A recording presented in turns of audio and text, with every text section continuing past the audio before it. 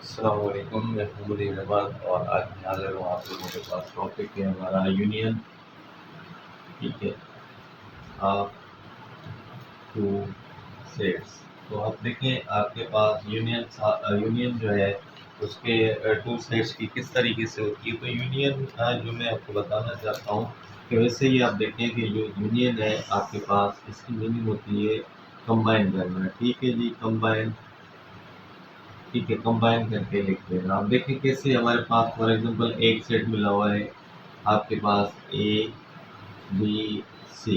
ठीक है जी, और दूसरा सेट आपके पास बी मिला हुआ है कि बी सी एंड डी। अब छोटे सेट इसलिए उठाता हूँ कि आप लोगों को ये समझ आ जाए, इस तरीके से आप लोगों को ये समझ आएगा। अब देखिए सबसे पहले आपके पास क्या है कि दो सेट्स मिले हुए हैं और आगे लिखा होगा फाइंड यूनियन।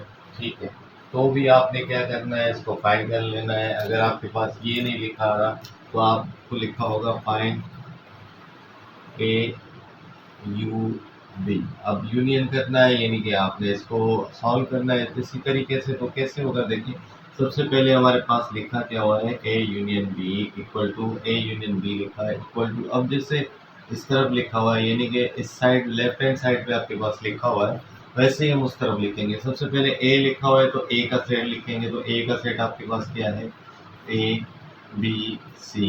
ठीक है, फिर आपके पास क्या आ रहा है, यूनियन। यूनियन करना है। ठीक है, यूनियन हमने लिख लिया। बी का सेट है तो बी का सेट आपके पास लिखा हुआ है बी सी एंड डी। अब देखें दोनों को हमने क्या करना है, मिला के लिखना है। मिला के कैसे लिखेंगे कि दोनों देखें, यहाँ पर ए लिखा हुआ है, हमने सबसे पहले क्या किया, ए लिख लिया। उसके बाद बी लिखा हुआ है। अच्छा, बी आपके पास यहाँ पर भी मौजूद है और यहाँ पर दोनों में मौजूद है, लेकिन हम इसको लिखेंगे एक बार, क्योंकि सेट के अंदर अगर आपका एलिमेंट रिपीट हो जाता है तो वो आपका सेट नहीं होता। उसके बाद आपके पास ये है दूसरा सेट, आपके पास सी लिखा हुआ है, इसके अंदर एलिमेंट दोनों के अंदर आपके पास ये भी मौजूद है। ये भी हम सिंगल टाइम लिखेंगे सी। लिखने के बाद हम क्या करेंगे, उसके बाद हम इसको डी लिख देंगे और ये आखिरी इसका हो जाएगा। यानी कि आपके पास A union B equal to, आपने इसकी यूनियन कर ली, हमने इसकी फाइंड कर ली यूनियन। अब देखें ये जो आपका आंसर है ये आपका बिल्कुल क्लियरली आएगा। अब इस तरीके से आप देखें कि आप लोगों के पास ये जो भी चीज़ें आएंगी इस तरीके से करेंगे। अच्छा, इसी तरीके से अगर यहाँ पे आपके पास लिखा होता है कि इसकी इंटरसेक्शन क्या करें, इंटरसेक्शन फाइंड करें, तो इंटरसेक्शन फाइंड करने के लिए हमने क्या करना है कि इंटरसेक्शन, अच्छा यूनियन की निशानी है यू, ये आपके पास जो लिखा हुआ है यानी कि इसको हमने यू कर देना है। इंटरसेक्शन की निशानी आपके पास होती है उल्टा यू, यानी कि उल्टा करना होता है। अब ये इंटरमीडिएट के अंदर आपके पास ये सवालात आ रहे थे, तो हमने क्या करना है, सिंपल इसी चीज़ को हमने लेना है। हम यहाँ पे लिखेंगे ए और इंटरसेक्शन बी, उसको हमने कर देना है क्वेश्चन मार्क, यानी कि आपने क्या करना है क्वेश्चन मार्क। और हमने क्या करना है कि हमने इसमें जो आपके पास है वो कॉमन जो है एलिमेंट वो लिखने हैं। सिर्फ और सिर्फ इस चीज़ को देखना है कि आपने कॉमन लिखना है। अब कॉमन कौन से थे देखिए, जो इसमें सेम आ रहे थे। एक आपके पास में, एक आपके पास ये बी आ रहा था, यहाँ पे भी बी है, यहाँ पे सी आ रहा है, ये भी आपका सी है। तो इसी तरीके से हमने क्या करना है कि जब हम लेंगे A intersection B equal to, तो देखें वैसे ही करना है आप लोगों ने। यहाँ पे देखें ए लिखा हुआ है, ए का सेट हमने पहले लिखा, पहले यहाँ पे जो लिखा होगा सेट पहले वो आएगा। अगर यहाँ पे बी लिखा हुआ है तो हम बी का सेट पहले लिखेंगे। तो यहाँ पे हमारे पास क्या होगा, ए का सेट हमारे पास है ए बी सी, और आपके पास इंटरसेक्शन मिली हुई है, उसके बाद इंटरसेक्शन हमने लगा दी, पहले सेट लिख लिया, इंटरसेक्शन लिख ली। अब आपके पास सेट डी मिला हुआ है, सेट डी लिखें तो आपके पास क्या हो जाएगा, बी सी और डी। अब देखेंगे इसके अंदर हमारे पास कॉमन यानी कि एक जैसे एलिमेंट कौन से हैं। तो सबसे पहले देखें इसके अंदर आपके पास बी और ये बी एक जैसा है, उसके बाद सी और ये सी आपका एक जैसा है।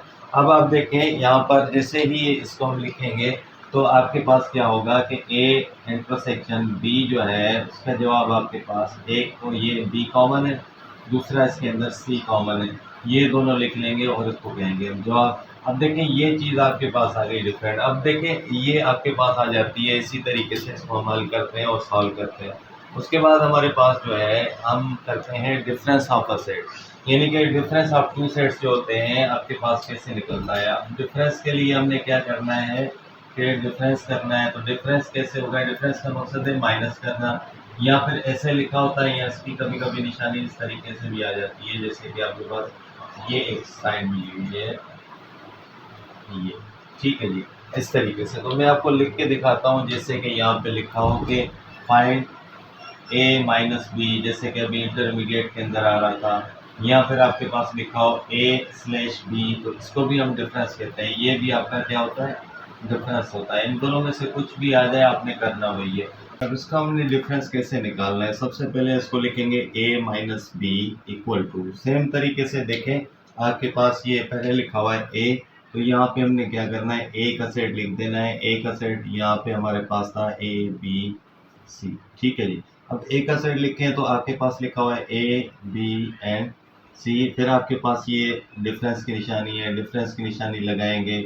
उसके बाद बी का सेट है, बी लिखें तो आपके पास क्या आएगा, बी सी डी।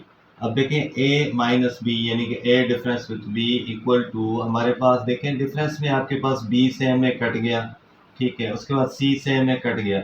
अब यहाँ पे एक चीज़ जो है वो आप लोगों ने गौर से देखनी है, यानी कि आप देखेंगे जो फर्स्ट सेट के अंदर यानी कि पहले वाले सेट के अंदर आपके पास क्या बचा है, ए, वो यहाँ पे लिखना है, यानी कि वो यहाँ पे लिखेंगे और इसको क्लोज कर देंगे तो ये आपका जवाब हो जाएगा। और ये जो आपका बी डी इसमें बच जाता है, तो इसको हमने जो है वो क्या करना है, इग्नोर कर देना है, यानी कि ये नहीं लिखना। डिफरेंस के अंदर कभी भी सेकंड सेट का हम नहीं लिखेंगे, फर्स्ट सेट से जो भी लिखेंगे वो लिखेंगे, ठीक है जी। अगर आपके पास ये आ जाता है कि बी माइनस ए करें तो इसका जवाब कुछ और होता है। देखें बी माइनस ए करके दिखाता हूँ आपके पास, तो आपका इसका डिफरेंस निकालें तो बी जो है आपके पास क्या होगा, B minus A equal to, B का सेट पहले लिखेंगे क्योंकि बी आपके पास पहले लिखा हुआ है, यहाँ पे बी लिखेंगे, बी सी एंड डी, फिर डिफरेंस की निशानी आएगी और ए का सेट लिखेंगे। ए का सेट आपके पास है ए बी एंड सी लिखा हुआ है। अब देखें इसमें सेम कौन कौन से डिजिट है हम देखेंगे, तो हमारे पास यहाँ पे ये आपके पास बी सेम था और ये आपके पास सी सेम है। अब देखें यहाँ पे मैंने आपको एक चीज़ कही, हमेशा डिफरेंस के अंदर हम देखते हैं कि जो पहले सेट के अंदर आपके पास बच जाए तो उसे हम क्या कहते हैं कि वो आप लोगों ने लिखना है। तो इसके अंदर आपके पास क्या बचा हुआ है, देखें ये आपके पास बी बचा हुआ है, यानी कि बी माइनस ए जो है वो आप लोगों को क्या आ जाएगा, सिर्फ और सिर्फ बी। अब देखें दोनों का जवाब चेंज आएगा, अगर आप ए में से बी का डिफरेंस निकालेंगे तो जवाब इसका आता है ए, ठीक है, ये आपके पास क्या आ जाता है ए, ठीक है, और ये आपके पास क्या आ जाता है डी, यानी कि दोनों के अंदर चेंजिंग है, आपके पास कभी भी सेम नहीं आएगा। इसलिए हम कहते हैं कि जैसे हम यहाँ पे लिखते थे आम अलजेब्रा के अंदर ए माइनस बी जो है वो बराबर है something A plus B equal to B plus A, इस तरीके से लिखते थे तो आपस में इक्वल है। तो इसमें कभी भी डिफरेंस के अंदर सेट के अंदर A minus B is equal to B minus A लिखा हो तो ये हमेशा गलत होगा, is not equal to this है। तो हमारे पास ये चीज़ें आ जाती हैं। अब देखें कि इसके बाद हमारे पास जो है अगली क्लासेस के अंदर हम इंशाल्लाह, मैंने तीन चीज़ें आपको बताई है, एक यूनियन है, एक इंटरसेक्शन है, एक डिफरेंस है। इसके बाद हमारे पास होता है कॉम्प्लीमेंट ऑफ अ सेट, और इसके साथ कुछ पावर सेट के एग्जांपल आ जाएंगे, और उसके अलावा हमारे पास उसके अंदर हमारे पास डी मॉर्गन्स ला आ जाता है, तो उसके हम सीखेंगे नेक्स्ट क्लास के अंदर। और तब तक के लिए मुझे दीजिएगा इजाज़त, अल्लाह हाफिज़।